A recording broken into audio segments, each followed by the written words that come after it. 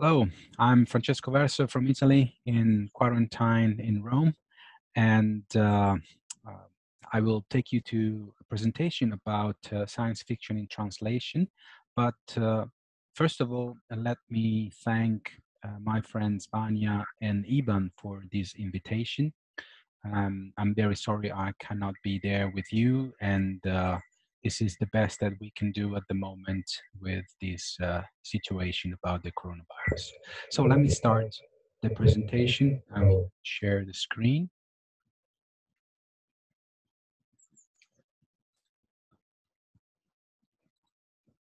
Okay, so here we are, preserving the biodiversity of the future. I am a science fiction writer and editor from Italy. I've dedicated the last 15 years of my life to science fiction, and this some of the awards and achievement that I had over these years. I won several science fiction awards in Italy and also other awards at the European level as editor, and this is some of the things that you can see. But the presentation is about science fiction and translation, so I will start. But first of all, I have to thank some science fiction friends from the whole region, because last year I was guest of honor at the SFeraKON, and my friend Dragic Rabrenovic and his wife Anna, they really were wonderful hosts, and I've won the Zlatni Zmai, the Golden Dragon Award for the promotion of science fiction translation and science fiction from many countries.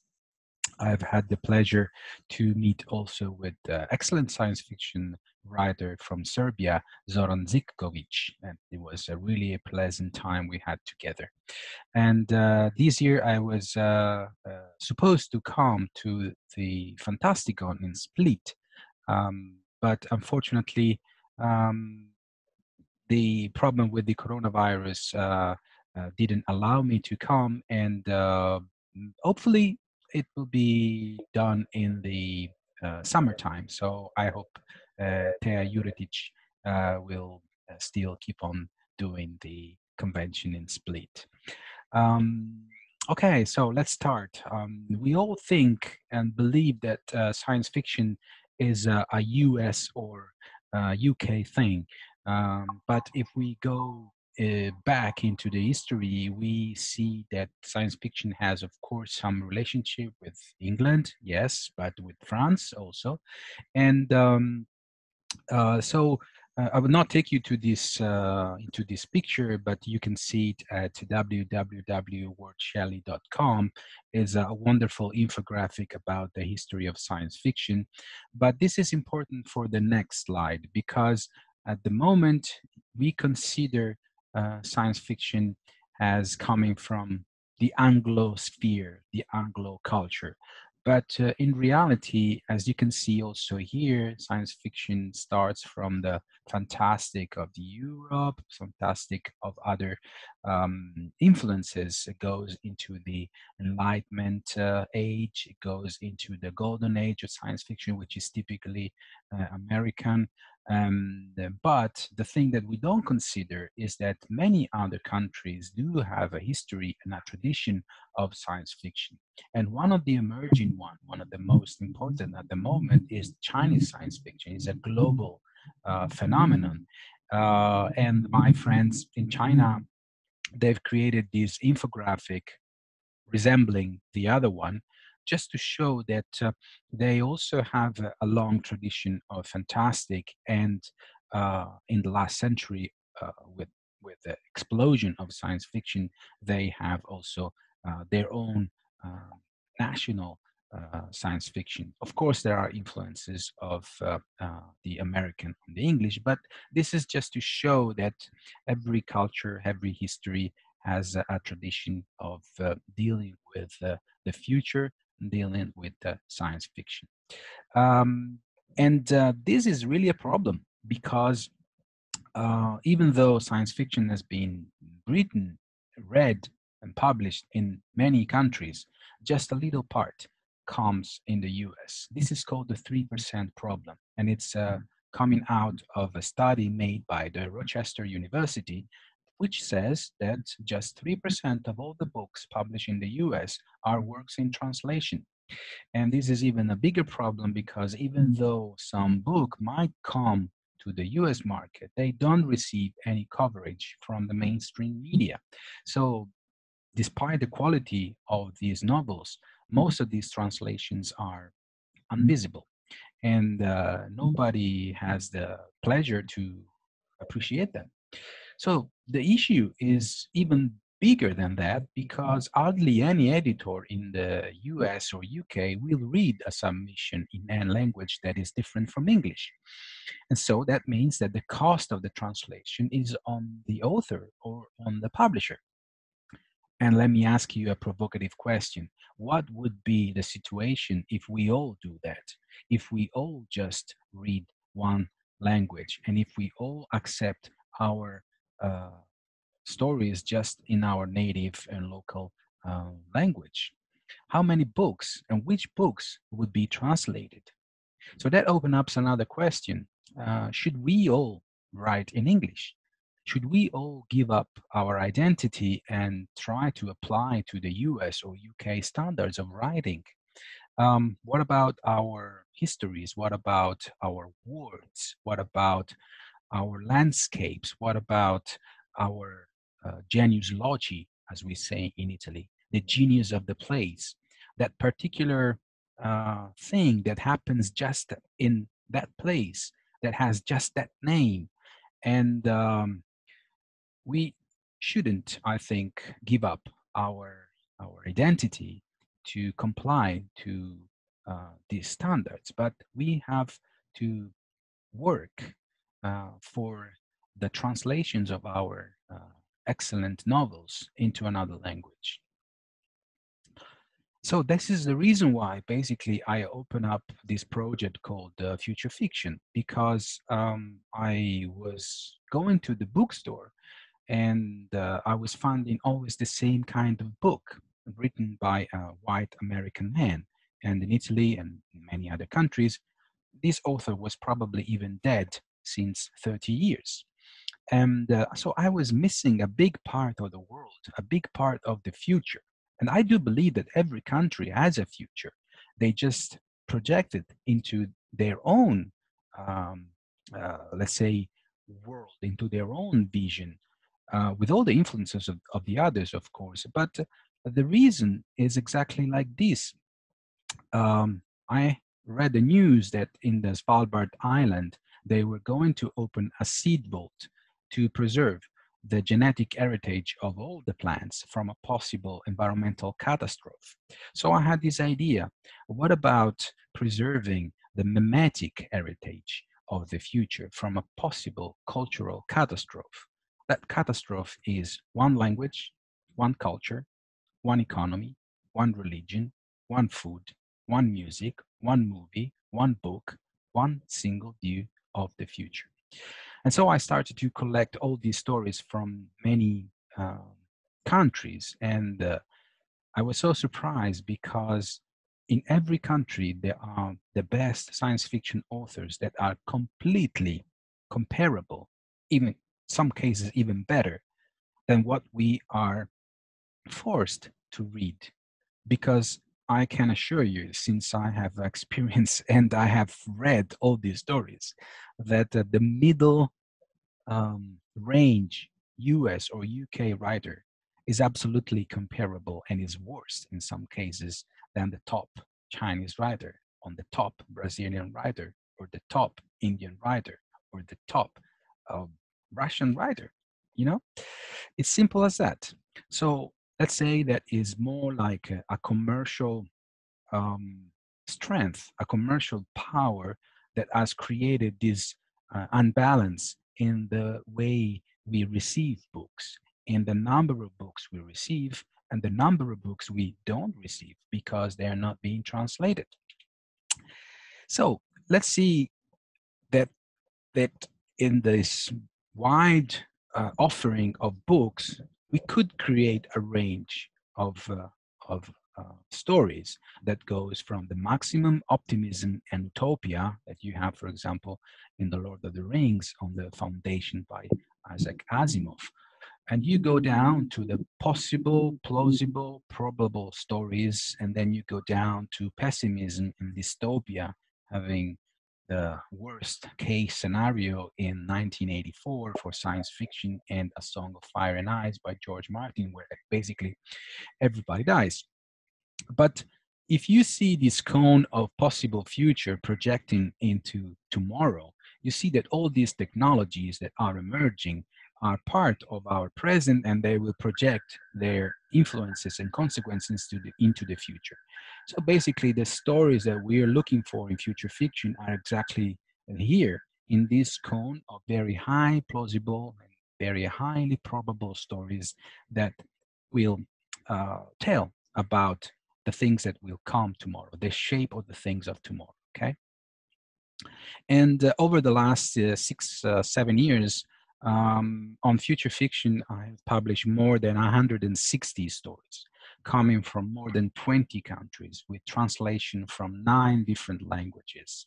And I'm very surprised that this project, so small, so little, could reach such a wider audience, because now our stories have been translated in English, have been translated in Chinese, and I will tell you more about that.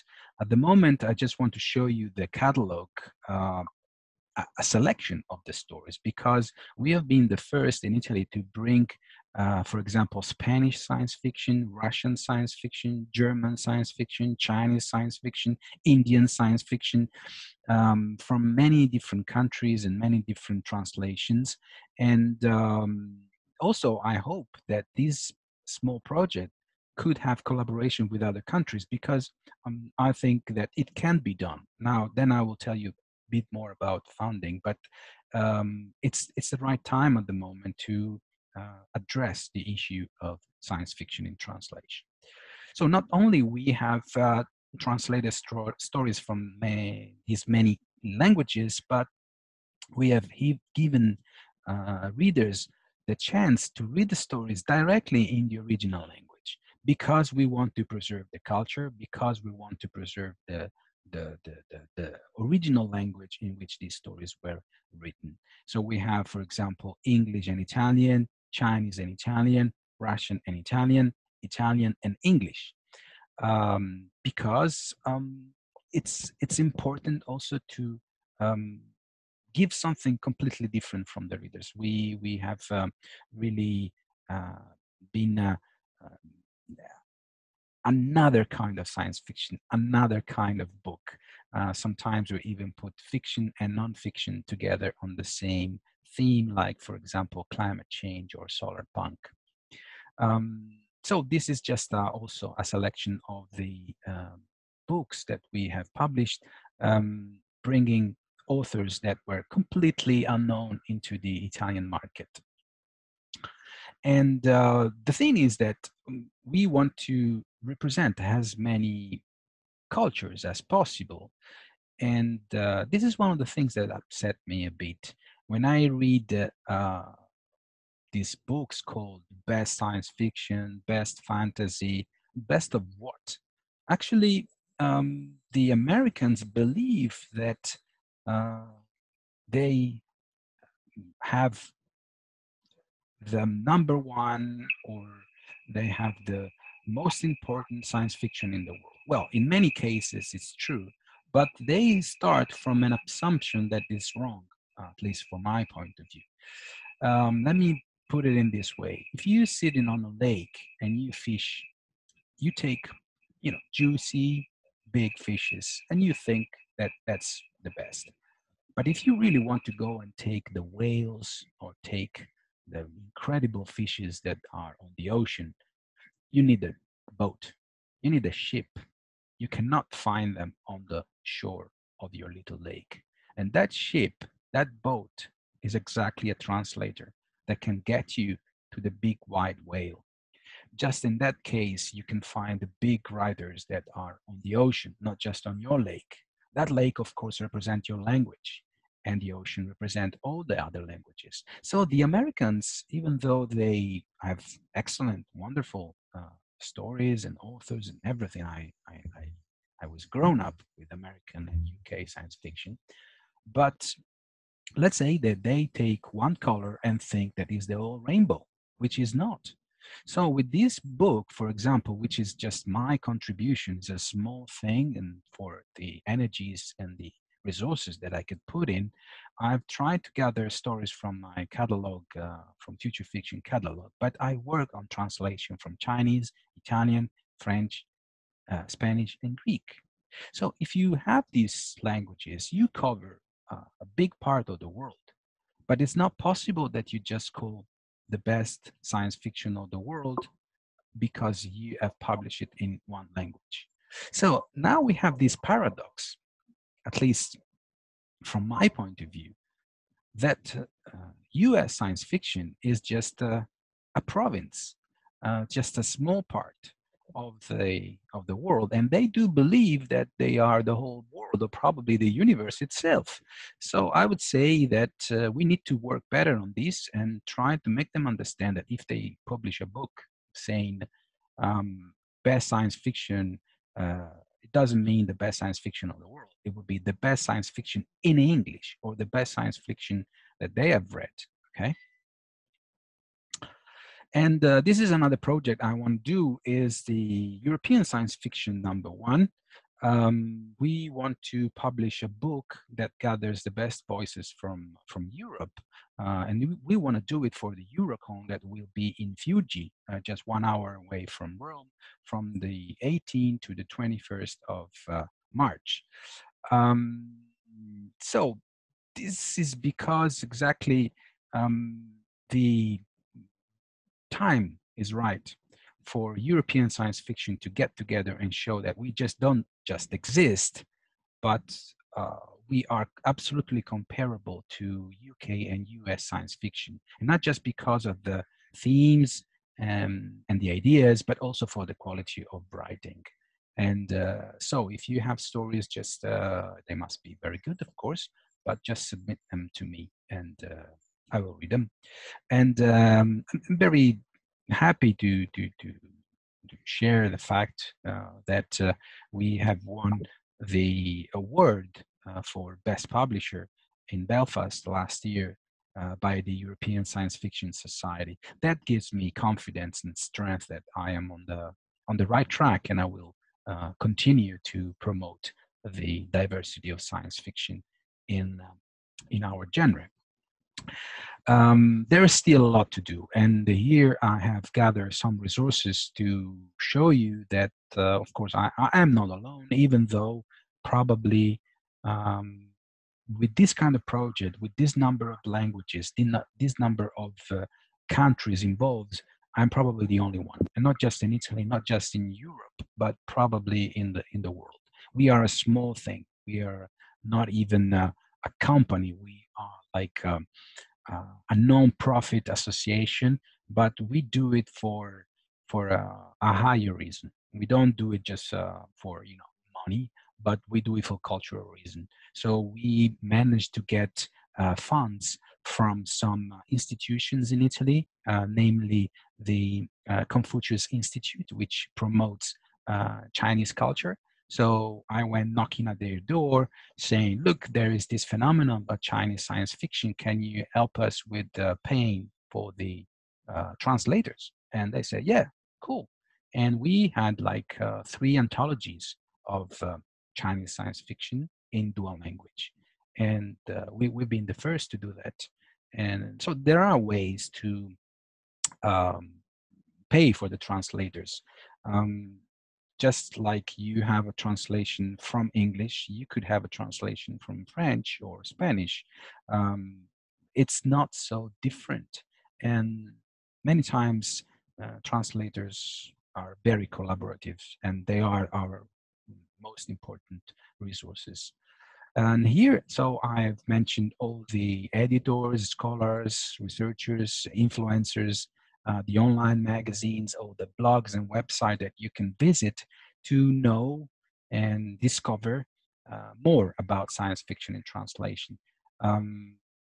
It's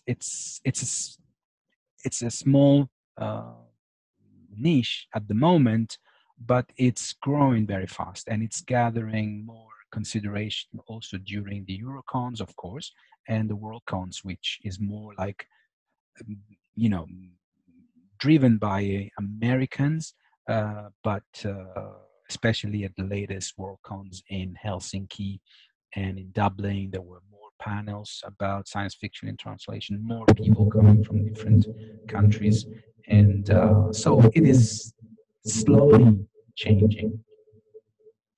And this is also the other way around. We just don't bring the world to Italy, but we want to bring our stories in translation to other markets. And so I'm very happy to have been co-edited with Bill Campbell from Rosarium Publishing, a small press in the US, a selection of future fiction stories where we publish our authors to the US. And I've also edited an international science fiction anthology in China for Guangzhou Blue Ocean Press, where a selection of stories coming from all over the world. And my own novels have been published in the US, in the UK, in China, and another author from Italy, Clelia Faris, will be published in the US. So this is basically what I wanted to tell you, and I'll leave you with a joke. When are you going to stop wasting your time with that science fiction nonsense and start dealing with reality? Science fiction is very important, and keep on being at the conventions, keep on being part of this movement.